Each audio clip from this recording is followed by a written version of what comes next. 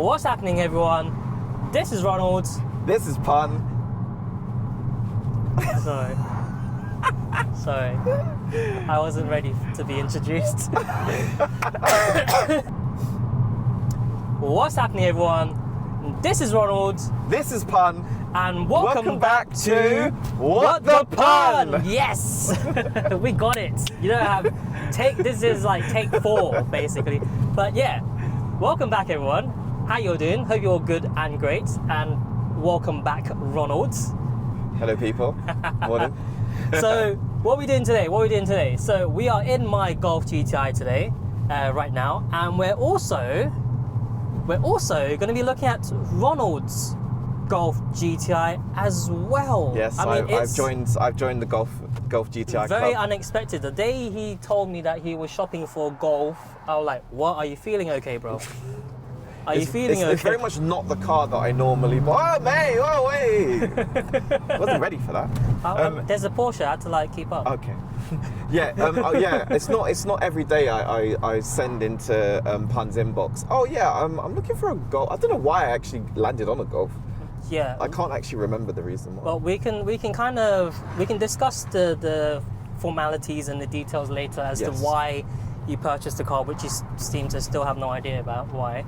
But yeah, the reason why in today's video we're putting both our cars together is because they are both the cheapest Golf GTIs in the UK. Mine being probably one of the cheapest Golf GTIs, and we'll have a look at what Golf Ronald has bought in a second, because it's a special one, and it's probably one of the cheapest special ones you'll find out there.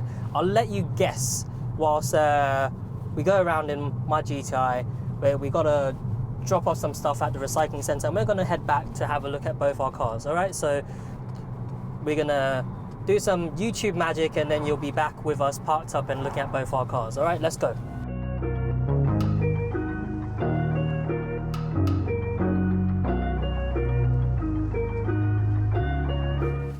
Okay, so we parked up. So let me introduce my car first.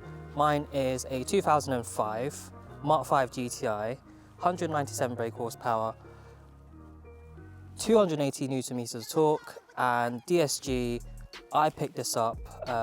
Probably you won't find one at this price unless it's even more battered than my one, but it cost just about £2,000, being probably one of the cheapest Mark 5 GTIs at the time, and probably still one of the cheapest Mark 5 GTIs you can ever pick up at the moment. How about yourself, Ronald?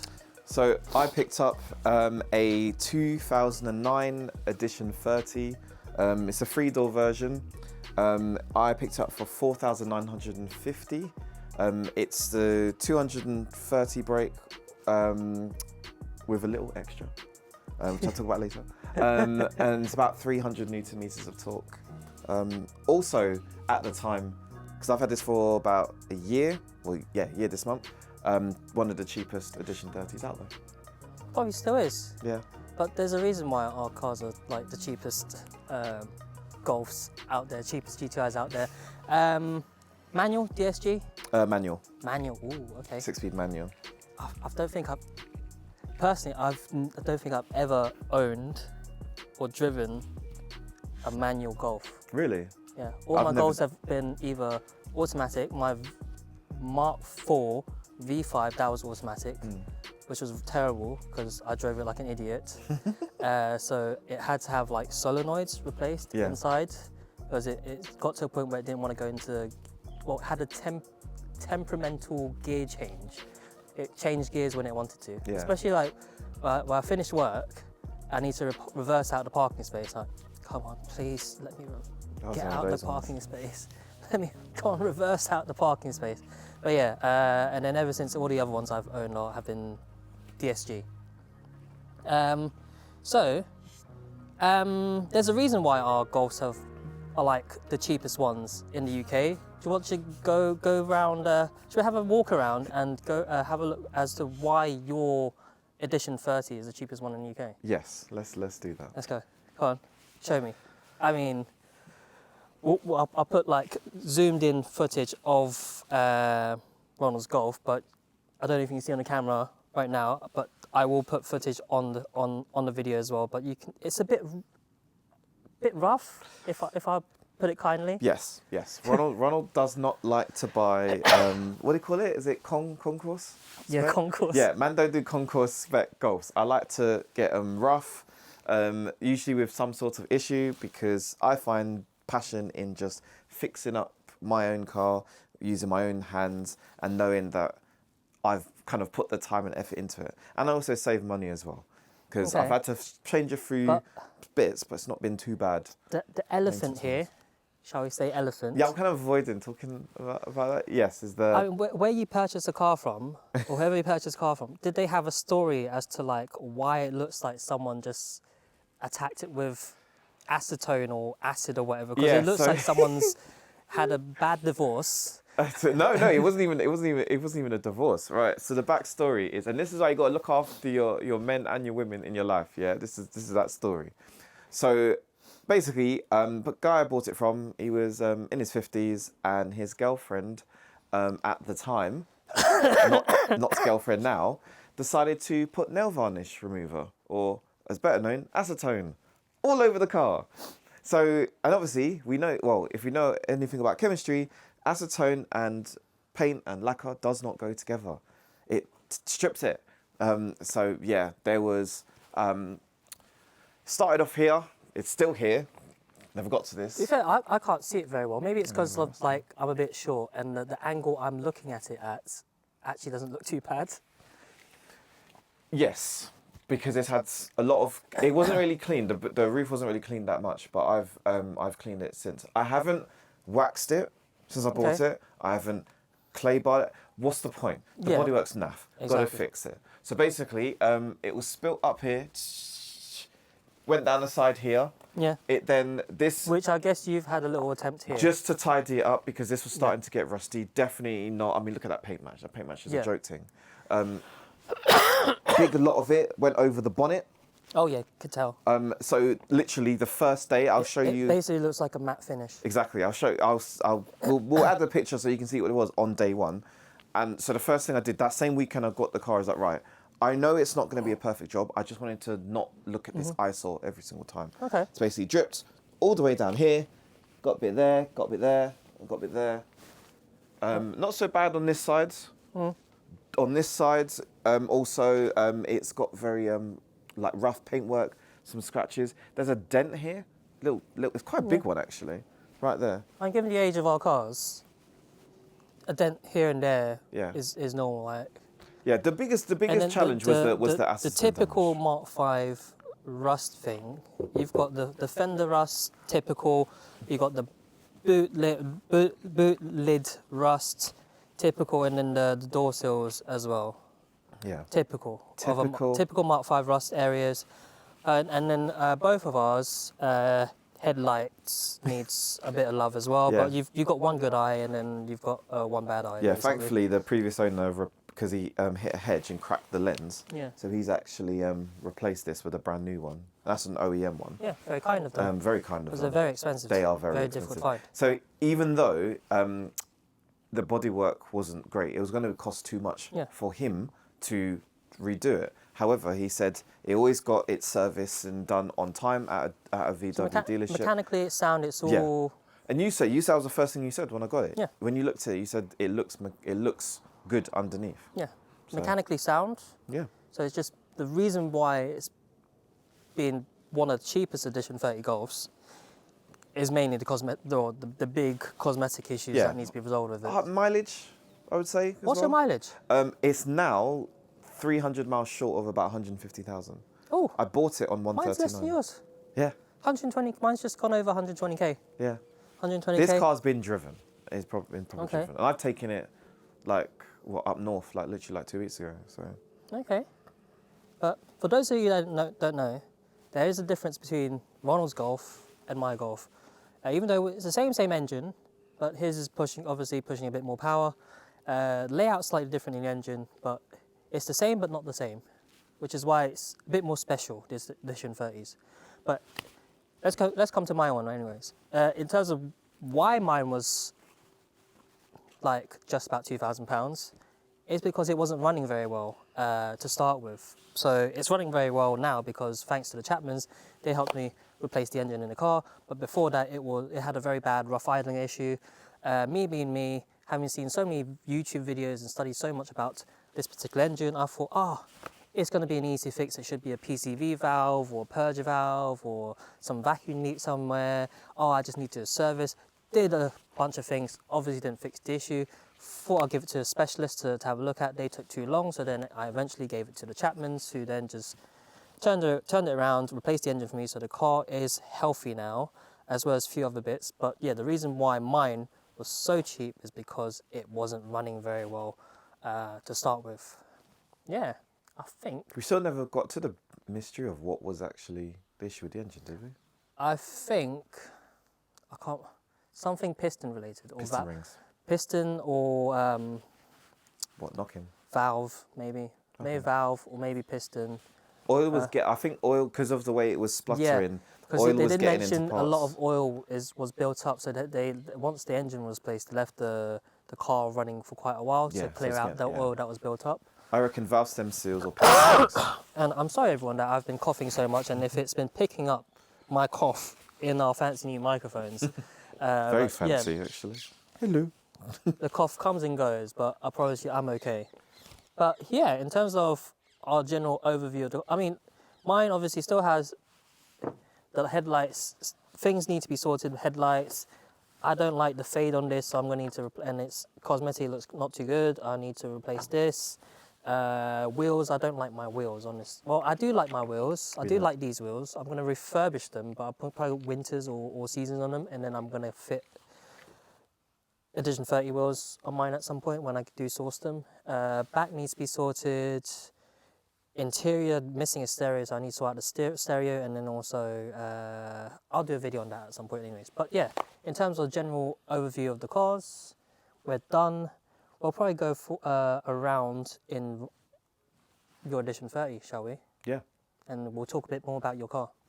Let's go.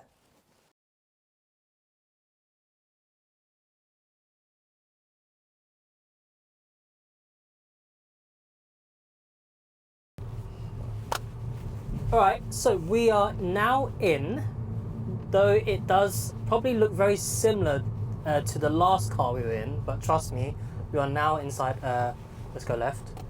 Yeah, we are now inside Ronald's Edition 30.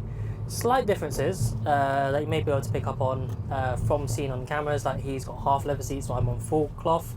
In terms of interior details, there are Edition 30 badging. Edition 30 badging on the inside.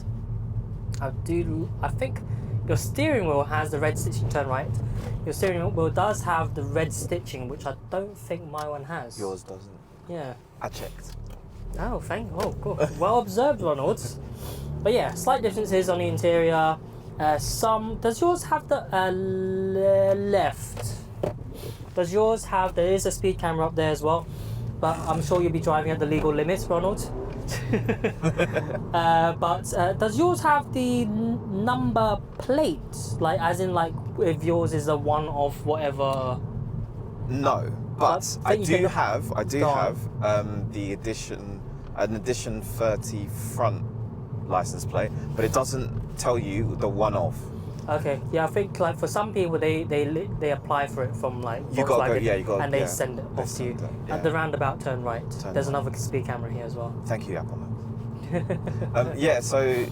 I was thinking, because that was the first thing you asked me to check for when I got the car. Was like, does it have the plaque? Mm-hmm. Sadly, it doesn't. It doesn't have the plaque. I can go through a process of contacting VW, but I've heard it's quite a bit of a long process. So. Yeah, I guess it's one of those you apply and then just wait to see if it comes through the post. And it honestly doesn't really matter, because it's not always these electric bikes. I know it's not a collector's Edition 30. If it was like like our friend who's got a low mileage one, but once does he have a plug on his one? Yes. Oh, he does. Yes. Oh, yeah, he does. Yeah, doesn't he? Yeah. So we do have a friend that has an Edition 30, but it doesn't drive. It doesn't go on the road. It does go on the road. It just doesn't get probably once driven. a year when it gets the MOT. Yeah, basically. It gets driven to go to the garage to fix something, and then it goes back and gets parked up. Unlike this car that goes everywhere. But that's not what we're here to talk about anyways. No. But yes, so it confirms, Ronald's, you have one of the cheapest edition, probably the cheapest Edition 30s out there, because we've seen externally the reasons why it's one of the cheapest. So what was the story behind like getting this car? Why did you suddenly, because yeah, I was shocked when you decided to roll up and buy a Golf. I was like, wow, what are you feeling okay, Ronald? Okay, so long story short, I had an eye earlier last year on a 3.2 V6 Mark II TT. Because I was like, I've got a TT as a project car, as the channel has seen in previous videos. And I just kind of I love a V6. Like, I just think that engine note, after inline 6 and a V8, like V6s are lovely. So I was looking for one. Was looking at a lot of R32s, but the problem is I didn't really want to spend more than about 5-6 tops on this car. But all the R32s are either modded or they're really rusty. And I was like, that just sounds like a lot of hassle, because I didn't have that skill set to try and fix it. Yeah. And then this one came about, which is Edition 30, and then I asked our friend Jude's, and everyone was like unanimously like, if you can find one, get one. Yeah. So I got one. Lights right. Right. Yeah, honestly, like if you're going to pick up anything, then Edition 30, just mainly because they're more, they're more collectible. Yeah. Mainly because it's Edition 30, there's less How many of them is there out there? I would... Well, not out there, but how many was made? It was like 3,000 or something. I think you're roughly... I think you're 3 or less, I'm going to say. Yeah. And how many left on the roads? Not probably many. Even less, to be Not fair. But yeah, just mainly because more collectible value to it, and it's a fun engine. Yeah, and it's also most people, from what I've seen what, 2 on the road, and those who have them, you can tell they've put loads of mods into it, which, you know, the engine's good for it, but it's hard to find one in pristine, untouched condition. Yeah. Which goes into, is this one untouched? This one has only had one mod. It's had a remap. Stage 1. That's it. Do you feel like it's had a stage 1? Yes. Okay. Initially, I didn't. A lot of people was asking me at work, like, you know, does it look like you've had the one? And I'm like, well, no, because I don't drive like I'm crazy. However, when you give it some welly, especially down a B road, then you can feel the power. Now, the person I bought it from, he says he reckons this is about 300 horsepower with the remap. But I was like, I didn't know that a remap can add an extra 70 horsepower. The thing is, I think with the EA 113, that jump from stage 1, from stock to stage 1 is quite a huge jump. Mainly because, well, you've got a better, stronger turbo. You've got a KO4 turbo. Yeah. And it's the setup is pretty much, you've got this similar engine as what it is on the Golf R. Yeah. Which stock, just keep it straight on this side. Which the Golf R stock is close to 300 anyways. Yeah. About was it 270? 260, 270. So yeah, stock Golf R is like, yeah, 260, 270. So you reckon... So imagine if the Golf R on a stage 1 is in the 300 region. Yeah. So yours is just a tuned down version of the Golf R engine. I was thinking about 270, 280. That was my conservative estimate. Yeah, but other than that, no, everything is stock. There was considering the mileage, have you told them what the mileage was? No. So as of right now, as we're driving in this car is as 09 plate, 149,689 miles. A lot of the stuff which has come off this car recently, the general maintenance, have been stock, OEM, like from when the car was birthed. Like the shocks, for example, on the front, they have not been changed. They were the originals. I'm seeing date code. My ignition coils, bro. You remember? You know, we just did a cheeky oil change. Yeah. So if you're wondering why Ronald's in a different T-shirt, it's not because he spilt drink on himself or anything like that. It's just because we've actually, before we went into this part of the video, we did a bit of a service on his car. Yeah, just interval oil change and sparks. And yeah, the ignition coil is the same one as when it was. Which I'm actually surprised with, because 07 date code. I was led to believe it's one of the weaker points of the car. I'm 17 years old. How have I got? People be telling me, oh yeah, change your ignition coils after 100k, and I'm like, well, not in this car. That did not happen. So, in terms of what is next for this car, because like mechanically and like it's all sound. Mechanically, it's all sound. Yeah. What is the plan for this car?